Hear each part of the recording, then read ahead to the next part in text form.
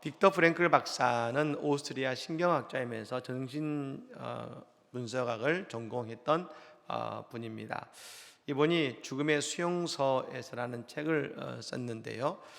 이 빅터 프랭클 박사는 이제 유대인으로서 이 아우슈비츠 수용소에서 살아남은 생존자입니다. 그리고 그곳에서의 일을 이 책에서 기록하고 있습니다. 그런데 이 수용소에 갇히고 보니까 그분의 표현에 하면 지옥이 따로 없더라는 것이죠. 매일 수많은 사람들이 가스실에서 죽어나가고 모든 상황이 아비규환이었다는 것입니다. 그리고 여러분, 이분이 신경학자요 정신분석학을 전공했기 때문에 그 안에 있는 많은 사람들을 봤지 않겠습니까? 그런데 그 안에서도 자기도 아파서 다 죽어가는 거면서도 남을 간호하는 사람이 있더라는 것입니다. 자기도 먹지 못해서 온몸이 빼빼 마르고 그런 상황에서도 자신의 빵을 나누어 주는 사람들이 있더라는 것입니다. 그걸 보면서 인간은 극한 상황에 처해야 인간이 무엇인지를 안다라고 그는 그 책에서 기록을 하고 있습니다. 저 북왕국 이스라엘의 아합왕과 이세벨의 시대 때 이야기죠. 우리가 아는 것처럼 이 바알과 아세라 제사장을 통해서 저 이스라엘 땅이 우상의 땅이 되었습니다. 특별히 이 이세벨은 이 아세라의 제사장들과 그 우상을 두려워온 것 아니겠습니까? 결국 저 갈멜산에서 엘리야와 더불어서 누가 참 신이냐를 가지고 이 대결을 할 정도로 여러분 그런 시대였습니다. 근데 여러분 이 북왕국 이스라엘의 이 이세벨 여왕이 말입니다, 했던 행위가 있습니다. 단순하게 이 우상의 시대를 만든 것이 아니라 그 우상의 시대를 만들면서 했던 행위가 있는데 바로 여호와의 선지자들을 찾아서 죽인 것입니다.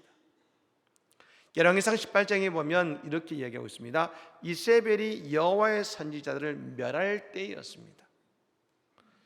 그냥 죽일 때가 아니라 멸할 때, 다시 말하면 선지자들을 완전히 저 이스라엘 때는 진멸해야 하는 것이 그녀의 목표였습니다. 여러분 그렇습니다. 우상은 영적으로 보면 마귀가 하나님을 섬기지 못하도록 하는 것이고 그걸 위해서 거짓 신들을 내세웁니다. 그러면서 여러분 동시에 하는 한 가지가 있습니다. 하나님의 말씀을 듣지 못하도록 만들어버리는 것입니다. 왜요?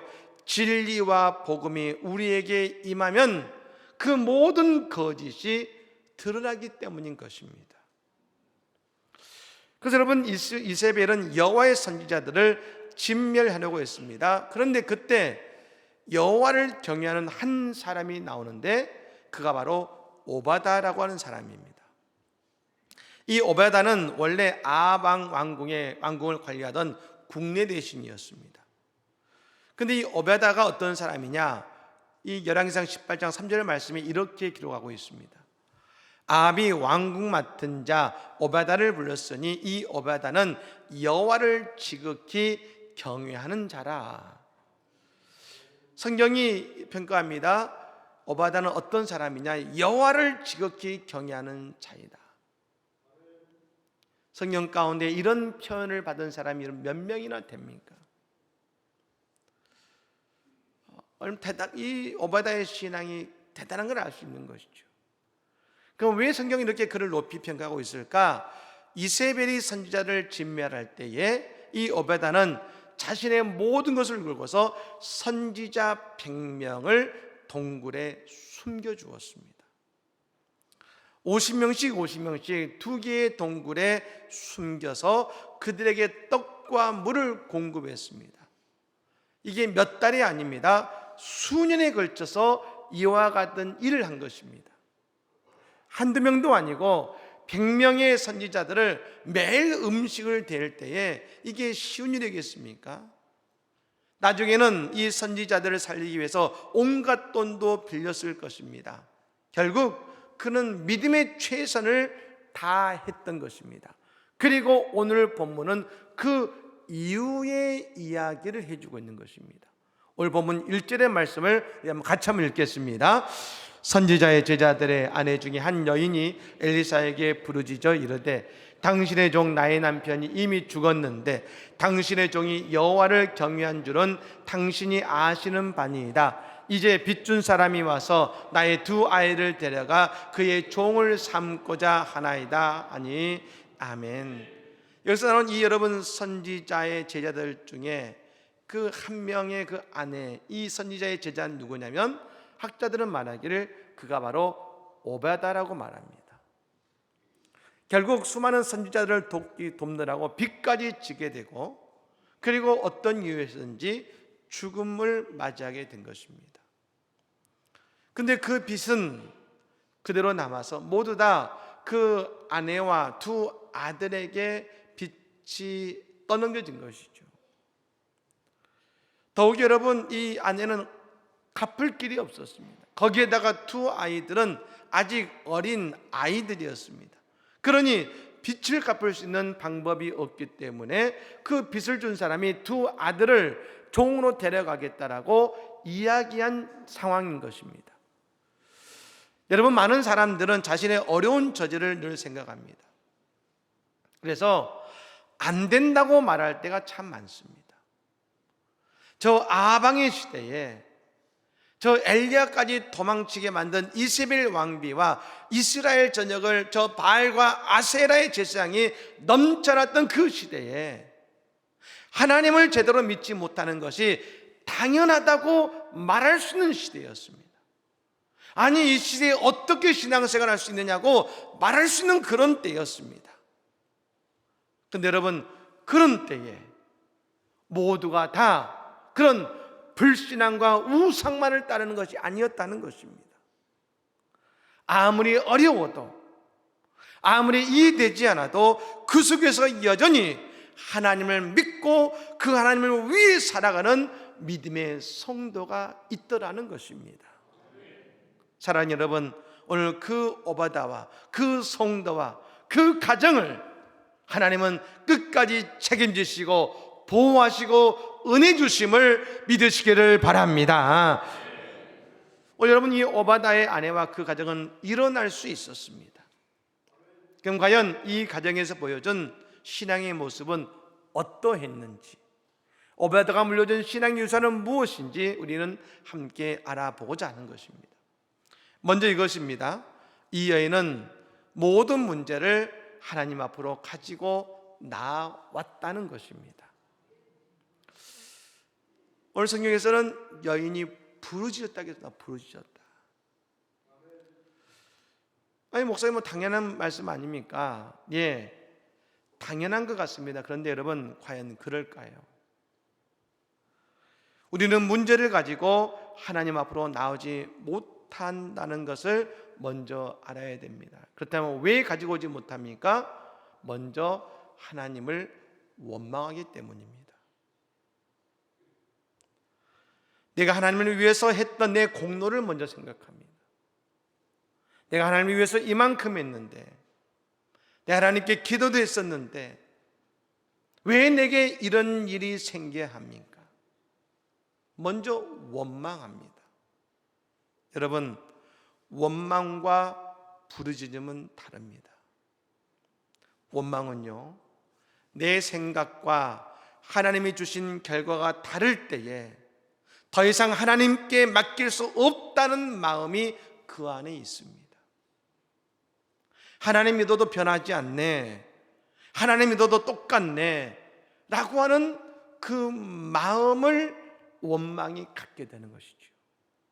반면 부르짖음은 뭡니까? 내 생각과 하나님의 열매가 달라도 여전히 하나님께 매달리고 하나님을 의지하는 마음인 것입니다. 그것이 부르짖음인 것입니다.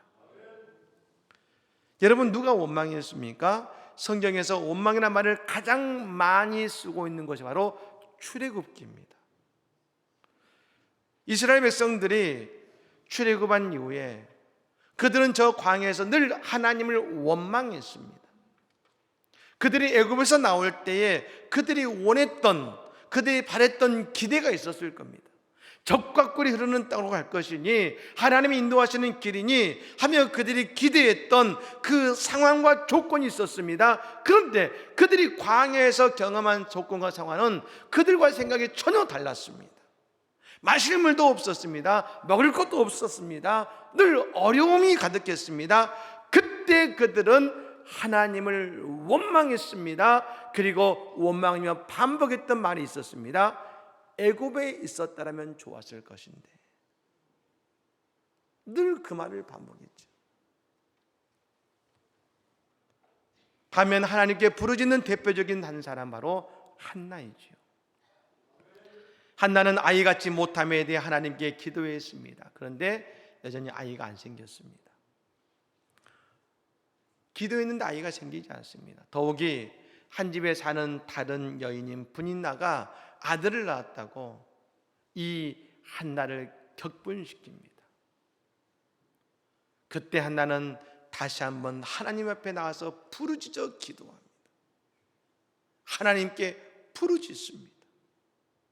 그러나 하나님은 그 한나의 부르짖음을 통해서 위대한 사무엘을 허락하셨음을 믿으시기를 바랍니다. 오늘 혹시 여러분 하나님께 원망의 마음이 있지 않으십니까? 여러분 오늘 그 원망의 마음을 내려두시고 하나님께 소망을 두고 하나님 앞에 나와 부르짖어 간구하시기를 바랍니다. 주님이 손이 오늘 우리에게 함께 하실 것입니다.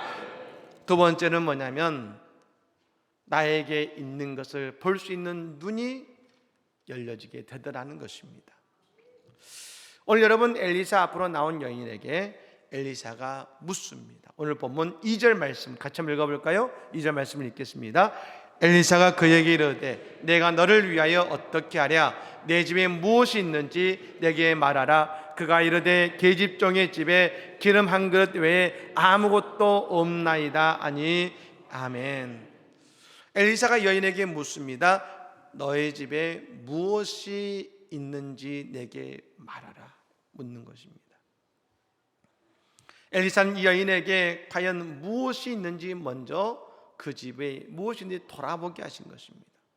그때 여인이 대답합니다. 예, 집에 기름 한 그릇 외에 아무것도 없습니다. 어쩌면 이 여인은 처음엔 이렇게 말했을 것 같습니다. 선지자셔 이제 아무것도 남는 것이 없습니다. 아무것도 없습니다. 남은 것이 없습니다. 이제 빚밖에 없습니다. 그런데 이제 그녀는 그 집에 남겨진 기름 한 그릇을 보게 됩니다. 그리고 그 기름 한 그릇이 그 집을 살리는 축복의 씨앗이 된 것입니다. 오늘 혹시 이런 말을 하실지 모릅니다. 하나님 이제 나도 남은 게 아무것도 없습니다. 그런데 이 아침 하나님이 우리에게 다시 물어보실 것입니다. 내 집에 무엇이 있는지 말해봐라. 다시 물으실 거예요. 여러분 오늘 내 영혼의 집에 내 믿음이 다 사라진 것 같지만 한 그릇의 그 기름과 같은 믿음이 나에게 남아있지 않으십니까? 오늘 여러분 우리가 살아나고 일어날 수 있는 주님의 은혜는 바로 그 한 그릇과 같은 기름과 같은 나의 믿음 그릇에서 시작된다고 할 수가 있는 것입니다. 우리가 이 아침에 주의 성전에 와서 예배드립니다. 매주 드리는 이 예배의 자리가 그냥 당연히 여길지 모릅니다. 하지만 여러분 이 시간은 우리 인생의 기름 한 그릇과 같은 그런 시간이라고 할 수 있는 것입니다. 하나님은 지금 우리 인생의 영혼의 집에 주일에 이 시간 드리는 한 시간이라고 하는 우리의 기름 그릇을 보고 계시는 것입니다.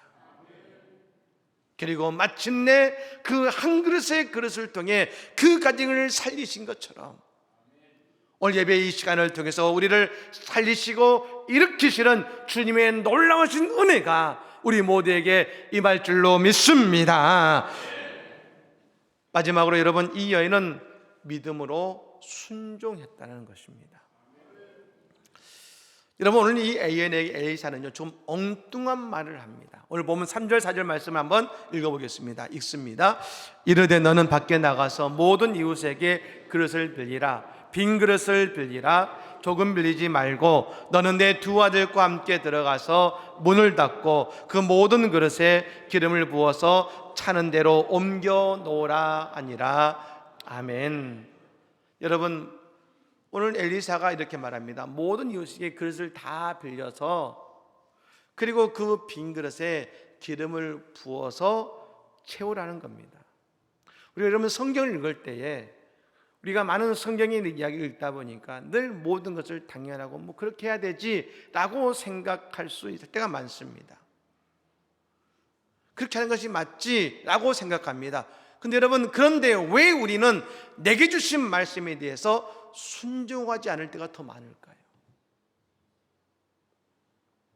이와 같은 말씀을 읽으면서 당연한 거지, 그렇게 해야 되는 거지 라고 생각하는데 왜 우리는 그런 당연한 하나님의 말씀이 내게 말할 때 우리는 순종하지 않을까요?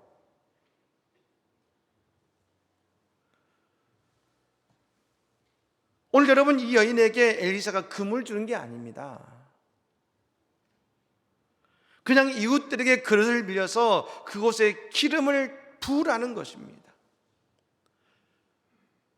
엘리사가 와서 기름을 부어주겠다는 것도 아닙니다. 그냥 그릇 빌려다가 그 집에서 그 여인에게 기름을 부으라는 겁니다.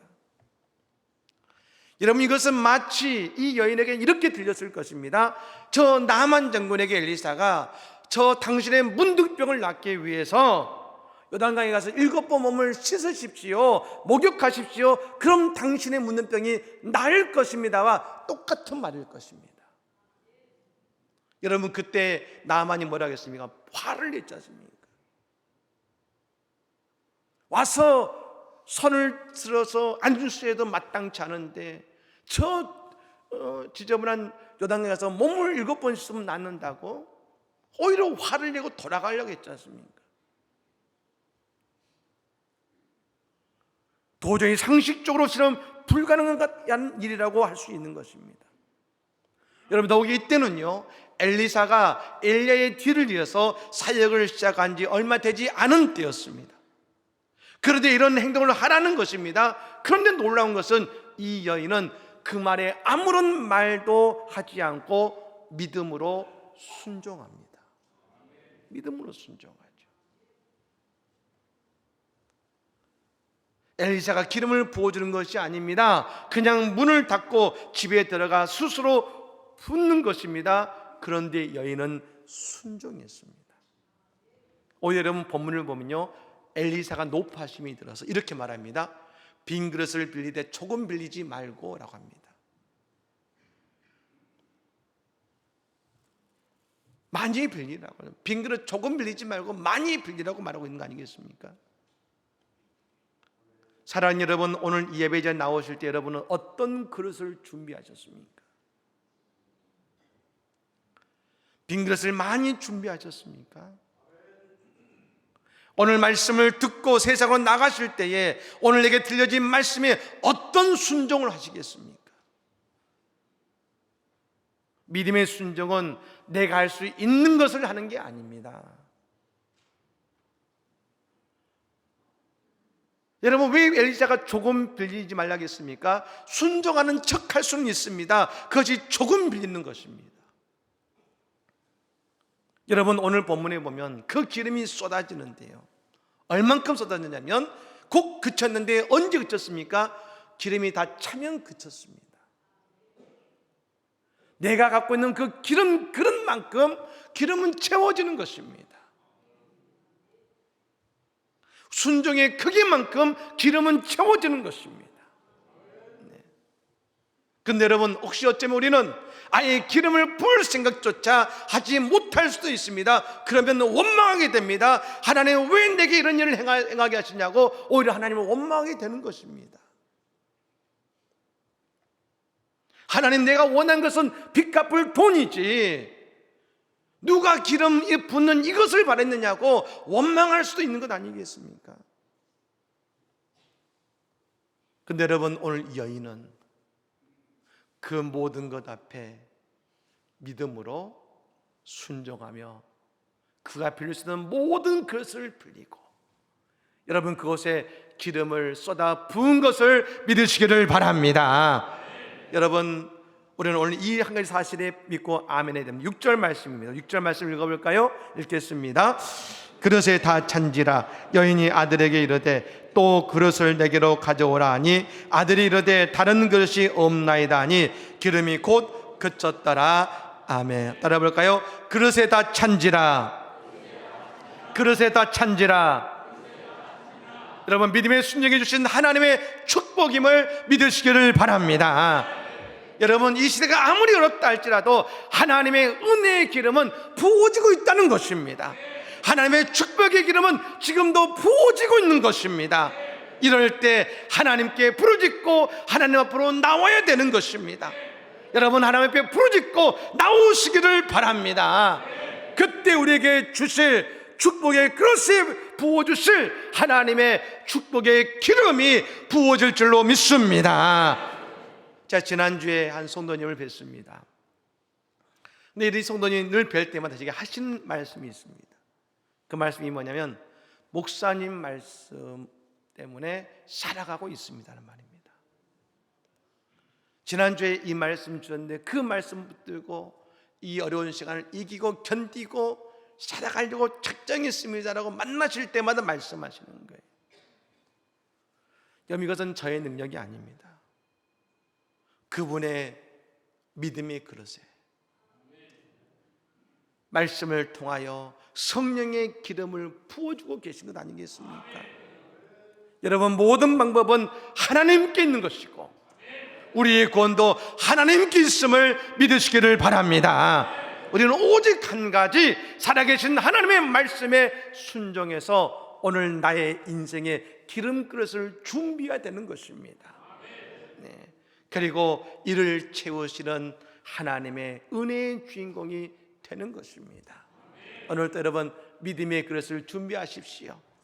소망의 그릇을 준비하시기 바랍니다. 믿음의 그릇 위에 하나님의 성령의 기름을 부어주실 것이고 우리의 소망의 그릇 위에 하나님의 축복의 기름을 부어주실 것입니다. 오늘 우리의 인생의 그릇을 가득 채우시는 하나님의 은혜의 주인공들 다 되는 우리 모든 복된 성도들이 되시기를 우리 주 예수님으로 간절히 축복합니다. 아멘. 찬양하겠습니다.